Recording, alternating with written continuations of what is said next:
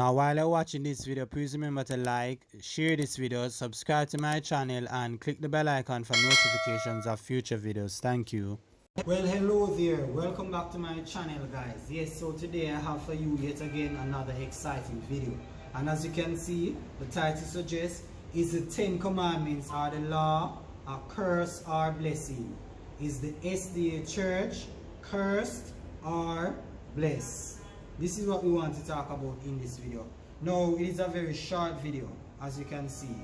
Right, guys? I'm a bit tired, so I figured it's best for me to just quick up something short. Right? Even though this isn't the video I had intended to do today. But nevertheless, this should work. I'm not sure if any of you, if you're a former SDA, if you have ever asked this question before. And if you're a current 7-day Adventist, have you ever asked this question before? If the church is cursed or blessed, right? No. The reason why I asked if you have ever asked this question before is because in Galatians chapter 3, it reads that for as many, Galatians 3 verse 10, for as many as are of the works of the law are under the curse. For it is written, cursed is everyone that continueth not in all things which are written in the book of the law, to do them, but that no man is justified by the law in the sight of God. It is evident, for the just shall live by faith. Now the second text, the word but there, right, is basically giving you a contrast.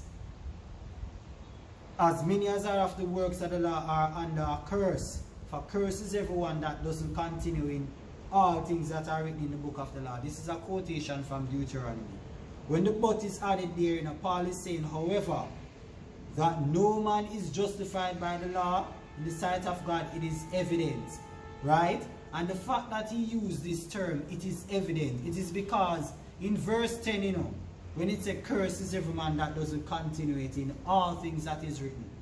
Who on this earth who have ever been under the Torah or the law do every single thing that is written in the Torah?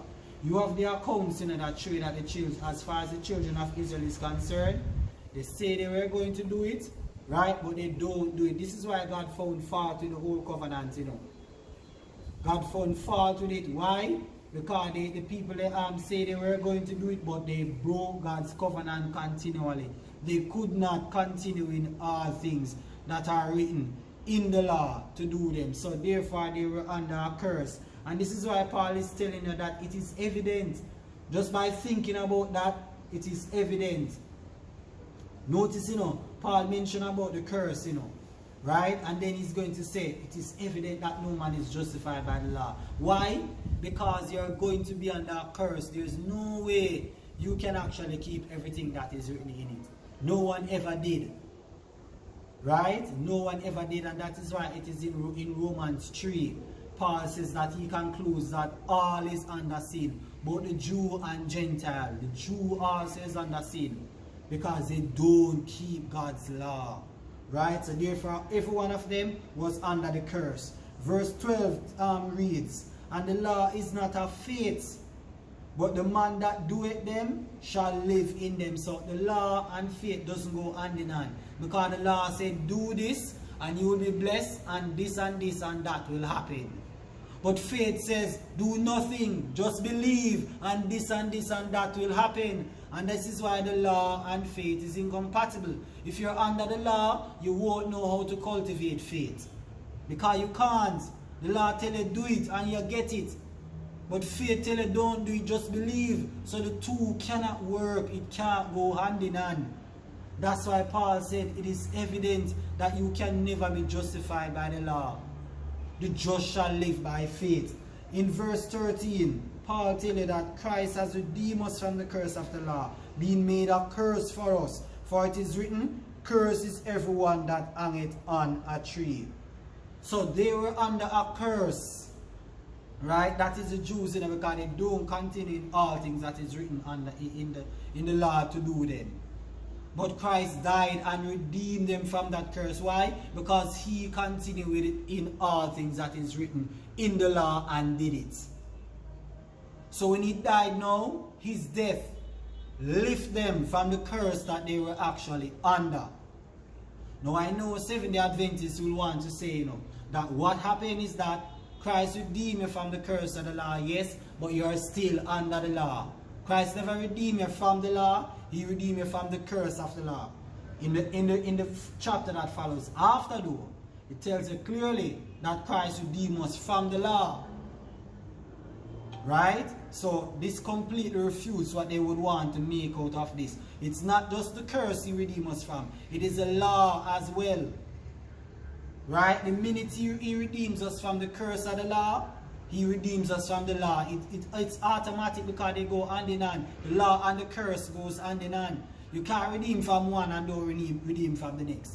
If Jesus redeemed us from the curse of the law, we are still under the law. If we don't continue in all things that is in it, the curse will naturally apply as well. So it doesn't make any sense. This is what Seventh-day Adventists, will take the text and try to make out of it, that yes, you are redeemed from the curse, but you are still under the law. It's not the law you were redeemed from, just the curse. But thank God, we have a chapter that follows after that tells us we were redeemed from the law by Jesus. Now, there's a quote from Ellen G. White where she says, in speaking of the law being in the Ten Commandments being in the sanctuary, relating of a vision that was seen by John, right? In the book of Revelation, Ellen White says, the law that was placed in the ark on earth was a copy of the law that is contained in the ark of the testament in heaven. And the precepts of Jehovah are immutable. That means it can't change. So she's referring to the same Ten Commandments now, So the Ten Commandments constitute the moral standard of character. Did you get that? God requires on the part of man perfect conformity to his law. And a curse is pronounced against everyone who continues not in all things written in the law to do them. Now let's have a little discussion to wrap up this. The text by Galatians, when it says curse is the man that doesn't continue it in all things that is written in the law to do them. Law spoken of there is the Greek word namas, which means all 613 laws of Moses. And even if without looking in the Greek, the minute it says continuing in all things that is written in the law to do them, it goes to show it can't be 10 commandments alone, because 10 commandments is not the only law. It says, curses every man that doesn't continue in all things which are written in the book of the law to do them. And notice it specifically says the book of the law, This completely refutes anything Ellen White or SDAs want to say. The book of the law contains everything that Moses wrote, not just the 10 commandments. Right? So, based on the context of what Ellen White wrote here, when she said the 10 commandments constitute the standard, moral standard of character, God requires on the part of man perfect conformity to his law. It would seem to suggest the law spoken of there by Ellen White is talking the 10 commandments. That's the only way it makes sense, because we know that no one goes by all things that is written in the book of the law. That would be preposterous for Ellen White to really mean that. Right? So based on the context, it seems she's talking the 10 commandments. But based on Galatians chapter 3, it says the book of the law. So it's not talking just the 10 commandments. It says everything in the book of the law.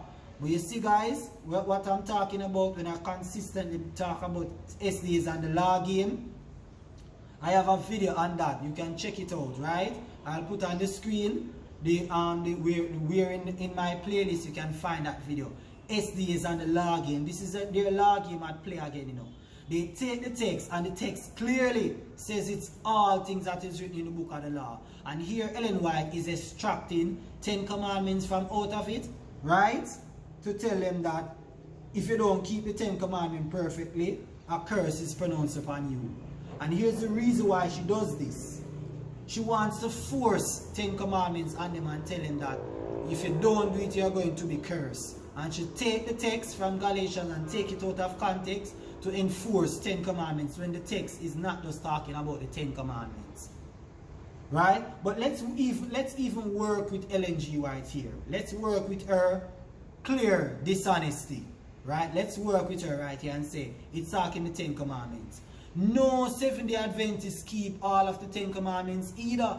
So even if they take the text and misapply it, right, it still doesn't help them, because none former Seventh-day Adventists, right, can tell you, when I was a Seventh-day Adventist, I wasn't keeping the 10 commandments. I wasn't keeping all of it, and I never kept all of it perfectly according to what Ellen G. White is trying to say from the quote that I show you. It's still on the screen, you will see it. I never kept it perfectly. And every time they would often have a study on their fundamental beliefs on Saturday, right, they would often ask which of you is ready when talking about their investigative judgment teaching, which demands absolute perfection.